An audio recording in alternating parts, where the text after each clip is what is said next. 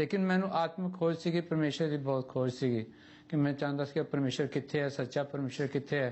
तो मैंने सच्चे परमेश्वर की खोज सीखी और सच्चा परमेश्वर मैंने किधर भी नहीं लभ रहा सीगा। गुरनाम सिंह जी एक सरकारी नौकर होने के बावजूद वे गुरुद्वारे में एक ग्रंथी बनकर काम करने लगते हैं ताकि वो ग्रंथ में खोज सके कि सच्चा परमेश्वर कौन और कहाँ है। आदि और अंत के बारे में ग्रंथ में लिखा है, आद अंत एक अवतारा, सोई गुरु समझो हमारा, नमस्कार किसी ही को हमारी, सकल प्रजा जिन आप सवारी। क्योंकि गुरु नानक देव जी से पूछते हैं कि गुरु कौन है। जब गुरु नानक देव जी खुद ही वो हिंदुओं के गुरु थे, पर उनको बोलते हैं कि आपके गुरु कौन है, तब वो बोलते हैं आद अंत एक है, जिसने सृष्टि को बनाया वही पहला और आखिरी है। तो जिसने सृष्टि को बनाया, आद अंत एक है, वो एक ही अवतार हुआ है।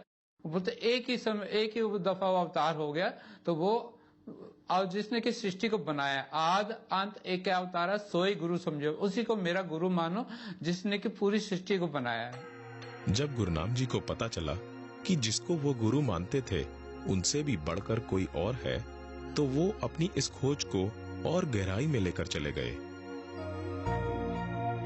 शब्दों धरती, शब्दों काश, शब्दों पे प्रकाश। कि परमेश्वर ने अपने मुंह से शब्द उच्चारण किया तो वो धरती बन गई। परमेश्वर ने मुंह से शब्द उच्चारण किया, आकाश बन गया। और मुंह से उच्चारण किया कि प्रकाश हो जा, जिसको सूर्य बोलते हैं, वो हो जाए, तो वो हो गया। ये चीज गुरु ग्रंथ में शब्द दिया हुआ है। तो ये जो चीजें हैं, इनसे ये मेरे को पता चल रहा था कि परमेश्वर तो है, उसका नाम दिया हुआ है, वो एक ही सिर्फ उसका नाम है। पढ़ पढ़कर वह 10वें गुरु तक पहुंच गए। वहां पर भी उन्होंने यही पाया कि मोक्ष प्राप्त करना आसान नहीं है। कि मैं हूँ परम पुरख को दासा, देखन आयो जगत तमाशा। कि मैं परमेश्वर का दास हूँ, जो पुरख अकाल पुरख है उसका मैं दास हूँ। और जो कि मेरे को, मैं इस दुनिया का तमाशा देखने के लिए आया हूँ। और जो कि मेरे को परमेश्वर बोलेगा कि मैं परमेश्वर हूँ, तो वो नरकों में जाएगा, मतलब वो मुक्ति नहीं दे सकते हमें। तो मैं उसमें था, मुक्ति की खोज में था कि हमें मुक्ति देने वाला कौन है। क्योंकि गुरु ग्रंथ में गुरु नानक देव से लेके 10वें गुरु तक उन्होंने कहा कि भाई हम मुक्ति नहीं दे सकते, क्योंकि मुक्ति देने वाला एक ही वो परमेश्वर है। लेकिन मेरे को वो चीज हासिल, मन की शांति नहीं मिलती थी बिल्कुल ही। लेकिन 10वें गुरु गोविंद सिंह जी ने ग्रंथ में और भी कुछ लिखा था जिनसे वे आश्चर्यचकित हो गए। 10वें ग्रंथ का पढ़ा इनका गुरु गोविंद सिंह जी का कि पूर्ण राष्ट्र का काटा शीशा, सिरस के जगत के ईसा। कि जो जगत का ईसा है वही हमारी चिंताओं को, हमारी सभी दुखों को खत्म करने वाला है, और वही हमें मुक्ति दिला सकता है। उसके बिना कोई है नहीं, ईसा के बिना। तो ईसा ही एक जो है कोई इस चीज के ऊपर विजयी है, और कोई उसके ऊपर विजयी नहीं है। इससे उनकी खोज को एक अलग मोड़ मिला।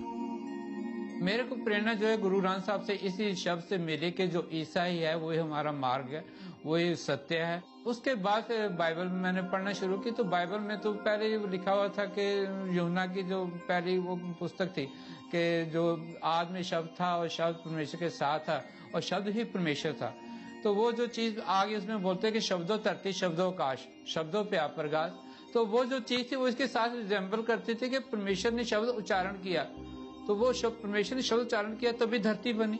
और आगे उन्होंने बाइबल में पढ़ा कि प्रभु यीशु मसीह ने पापियों के बचाव के लिए क्या क्या नहीं किया। प्रभु यीशु मसीह ने मेरे पापों के लिए उसने सलीब पर अपनी जान दी, उसके हाथ पांव में कील ठोके गए, उसकी छाती में भाला मारा गया, उसका पवित्र लहू बहाया गया।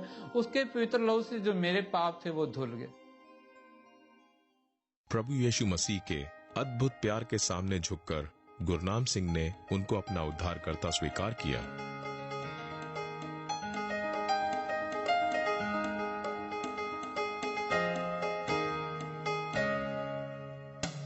एक गड़ा हुआ धन मिल जाए, तो उस प्रकार मेरे को ये खुशी आई जब मैं यीशु मसीह में आया। जो चीज आपको डॉक्टर भी नहीं दे सकते, जो चीज आप पैसा खर्च के भी वो नहीं ले सकते, तो उसने मेरी आत्मा में जो एक खोज थी, एक शांति थी, उसने मेरे को दे दी कि यीशु मसीह ही शांति दाता। कि उसने बाइबल में लिखा कि मैं अपनी शांति तुमको दे के जा रहा हूँ। सबसे बड़ी खुशी उनके जीवन में तब आई जब उनको प्रभु यीशु के दूसरे आगमन के बारे में पता चला।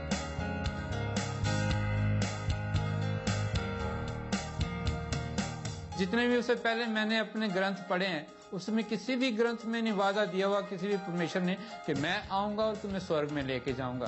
तो यीशु मसीह का वादा है कि मैं आऊंगा, तुम्हें स्वर्ग में लेके जाऊंगा, मतलब एटर्नल लाइफ। सबसे बड़ी खुशी है एटर्नल लाइफ, मुक्ति, जो कि कहीं भी नहीं मिल सकती। यीशु मसीह का वादा है कि वो मैं तुम्हें दूंगा।